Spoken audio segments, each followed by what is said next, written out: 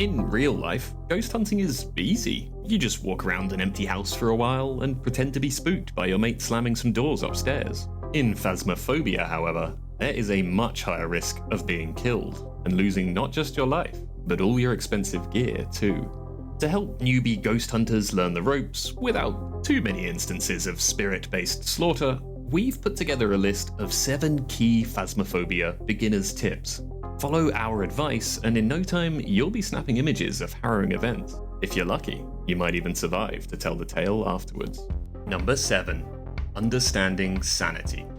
Sanity is pretty important in the real world, but in Phasmophobia, that runs doubly true. Spend too long in the dark, witness spooky events, or interact with the ghost through the spirit box or a Ouija board, and your sanity will drop. Let it fall too low, and you'll be making yourself a particularly tasty snack for the ghost's hunt. Think of low sanity as like the delicious seasoning that'll make you a far more delectable target than your friends.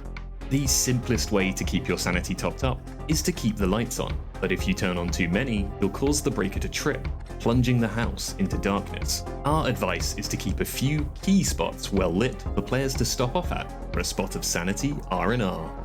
Just be aware that that pesky ghost might switch the lights off on you as well. Number 6. Tracking down the ghost room. The spirit you're looking for will wander through the halls of the house, but one particular room is its home.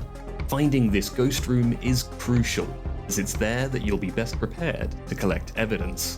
While the timer in the van is still counting down, you're safe from hunts. So while it may feel like you're making the cardinal sin of any horror movie, it is best to split your group up with thermometers and EMF readers in hand to sweep through the building. Look for signs like low temperatures, EMF bleeps, lights switching on and off, and so forth. You know, standard spooky ghost stuff. Only once you've found the ghost room should you start deploying cameras and all that other gear. Speaking of which, Number 5. Cameras make the cash.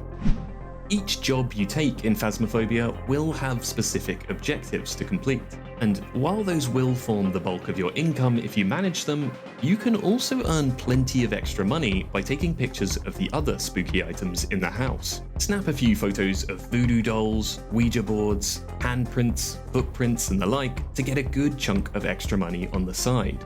Just make sure that the rooms and items are well lit or activated where possible before you take the photo. You've only got 5 camera shots per job, so make them count. Number 4. Items still work when dropped. Phasmophobia's ghost hunters aren't your typical video game protagonists. The fastest they can move is at a slow plod, and you'll only be able to carry 3 items at once. Fortunately, you don't actually need to be holding these items for them to work. If you think you found the ghost room, feel free to place various evidence collection tools like the EMF reader, spirit box and book around the room. So long as you've remembered to turn stuff like the EMF reader on, they'll still activate if the ghost comes near. This will mean you can keep your hands free for a camera, torch, or, you know, just some general panicked waving. Number 3. Get salty. Is that frustrating ghost pushing your sodium levels to the maximum? Consider returning the favor. Purchase a box of salt, and you'll be able to place piles which the ghost might step in, leaving footprints as they do. Use salt sparingly, in doorways and other choke points near the ghost room. Check back again later with a UV torch, and you might find some footprints. If you really want to get next level, drop the UV flashlight on the floor so that it illuminates the pile. That'll let you see the footprints as soon as they appear, so you can track the ghost quickly. Don't forget to grab a photo of the footprints for some extra money. Number 2. Learn your hiding spots. If you alert the ghost enough and your sanity drops too low, you may initiate a ghost's hunting mode, signaled by wildly flashing lights and torches. At this point, the tables have turned, and the ghost is out to get you. You can attempt to flee the house, but hiding is often your best bet. It's easy to get into a panic and make a run for the door, but you'll usually find it locked during a hunt. Instead, you do well to leg it to the nearest cupboard or small room.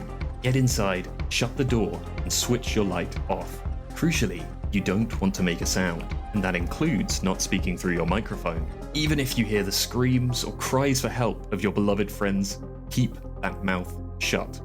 Sure, your friends might die, but better them than you, right? Number 1. toss that Crucifix. You might think you know the general gist of Crucifix use. Wave it at the big mean spirit to get it to go away, right? But Phasmophobia does things a little differently.